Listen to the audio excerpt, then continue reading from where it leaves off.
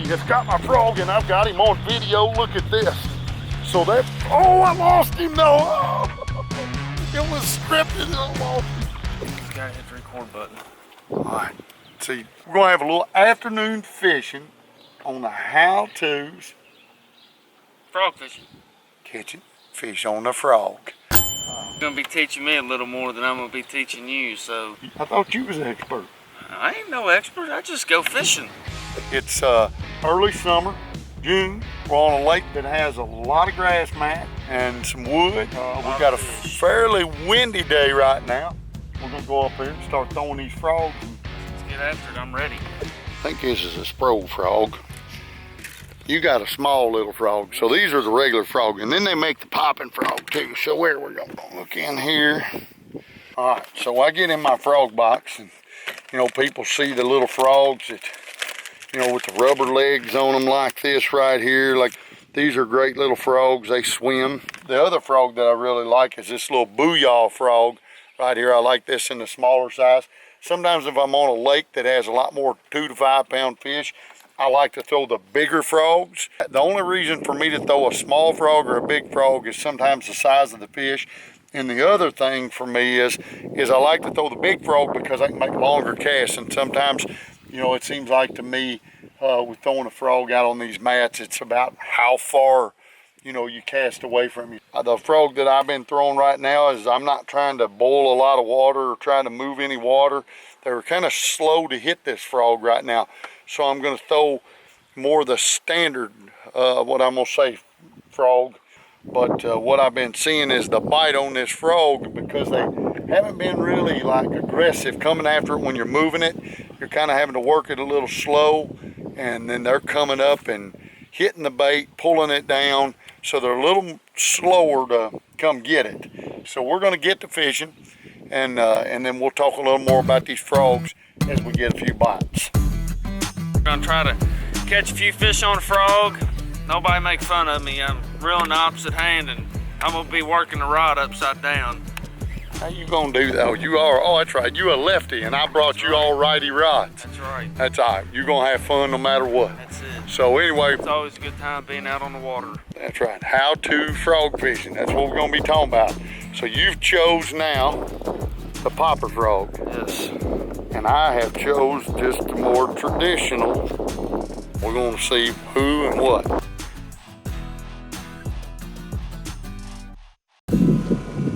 There he is. There he is, right there. So see, that fish blew up multiple times on that frog, and you just kept throwing back in that area, and then finally he ate that frog. So like this frog here, so that fish ate the popper frog. So he threw multiple times over there at that stick that was out there, and here's a stick out here on this big grass flat. And Trenton kept throwing the popper frog over there. That fish bulled on it, what, 3 different times? Yeah. Before you actually caught him. And it's a good little fish. So, but the popper frog was moving a little bit of water, and you paused it, and he hit it. And that's the one thing I see about the frog is that, you know, typically they're biting it when it's paused. You know, another thing, you know, that you brought up a minute ago, sometimes your frog gets full of water, and grab your frog there once you let that fish go. Go ahead and let that fish go. Okay. Now, bring your frog up here. Now, take that frog, Trent, and squeeze that frog. You see all that water squirting out of that frog? So they get full of water and they start to sink, so you don't want them sinking. So you always want to make sure you're clearing the water. Make the frog pee. That's the thing. Make the frog pee. There you go. So what are you going to do with your frog? I'm going to make the frog pee. Just washed my baby. He has got my frog and I've got him on video. Look at this. So that, oh, I lost him though. Oh, it was scripted and I lost him. But anyway, so you saw the bull, like I said earlier, when you see those bulls, you want to throw at them because that fish is working, he's aggressive, and you saw him, he just blew up on the frog and missed it. I didn't get a good hook set, but where I was going to go with that subject is one, make the frog pee, but you always want to try to make big long casts. That's the one thing I think on these big grass flats like this, is making those long casts is key, and always be scanning, looking for those boils, because just like when I saw that fish boil in this particular corner of this flat right here, We were in here filming a show earlier today. It's full of bait fish, full of fry. And there's a couple little ditches that run in here, and they're just pushing all these bait fish and the fry, and there are a ton of bluegill swimming through here that have been up here spawning, and these bass are just up here eating. When you see that boil or that little, just a ripple in the water, be sure to throw at it, because just like that fish blowing up on cue on that frog, I mean, they give themselves away. So always be paying attention is my point. Hey, look at here, wait a minute, on cue again. Right back in that same spot, Trenton. Dude, it is game on. These fish are like scripts today, which they have been. Like I said, oh yeah, look at that. I mean, I love catching a fish and catching the salad with it. I mean, once again, frogging. And so, color, I mean, I've gotten, how many bites now? 3 on this brown one. You probably had 3 on the green one, 2 or 3, and you talking about the funnest biting fishing, folks, right there. Get you a frog, find you a grass mat. Early June in Kentucky, Indiana, them areas where you got them grass mats after these fish have spawned, lakes that have a lot of grass in them, you can't find a better tactic to catch bass than the frog. And nothing more fun. What do you think, Trent? Hey, it's fun. Pow! Oh, put it on him. Don't put it on me. Show him jumping. Look at that. They get so much salad on them, you can't even get them in here. Look at here, So, I'll talk about rod and line choice. What I like to throw a frog on, when you're talking about line, is I'm always using braid. You don't want to have to rear back and really kill them setting the hook. You want a good solid hook set, just pull it into them. But I'm using Sunline, that FX2 60-pound braid.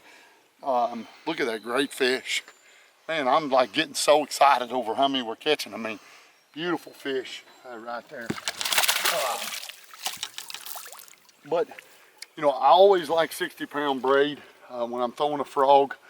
And the rod that I like particularly myself is, of course, I use the Denali, their spinnerbait rod. It's a 6'10" medium heavy rod. I like a rod that's got enough tip I can throw it, but it's not too stiff that I don't jerk the frog away from them. And I like a rod that is, I don't like them 7.2, 7.4s as much. I think you pull the frog away from them. Everybody has personal choices, but Denali's spinnerbait rod in their lithium series or their covert, the 6'10" medium heavy is probably my favorite rod for the frog on. Reel wise, I could just use a good old Shimano bait caster right here, and like I said, 60-pound braid.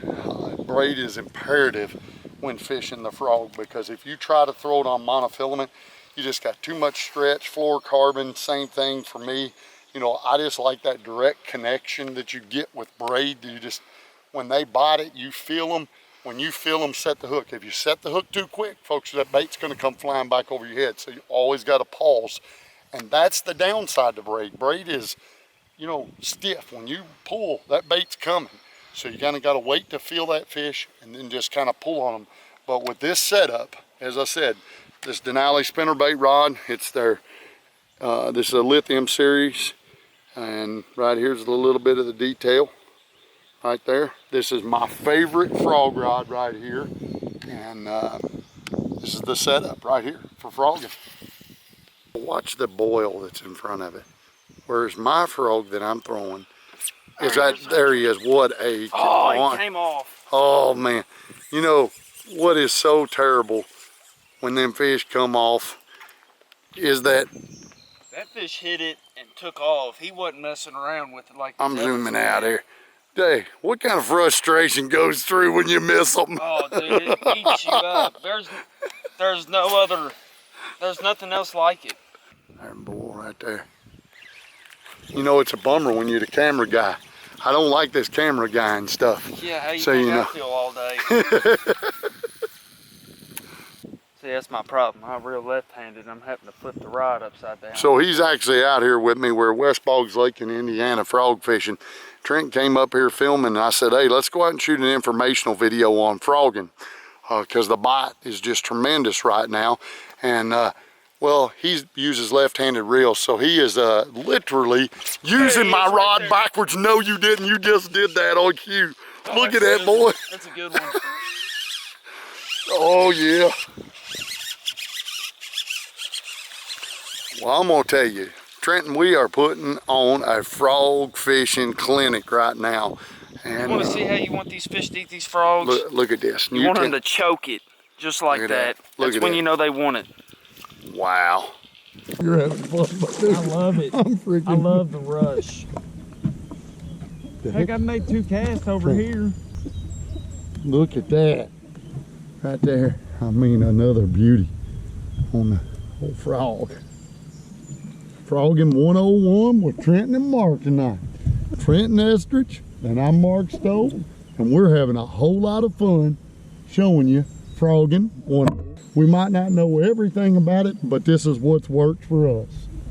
All right, that was a great frog fishing 101 video.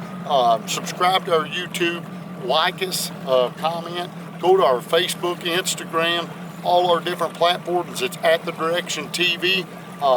I'm Mark Stowe. I'm enjoying doing these videos like this. Comment, tell me what you're running over a stump here. Tell me what you'd like to see in a future video. We're going to do some how-tos and different things like that. So comment, like, tell us what you don't like as well. I'm good with that. So hope y'all enjoyed our video, and we'll see you on the next one.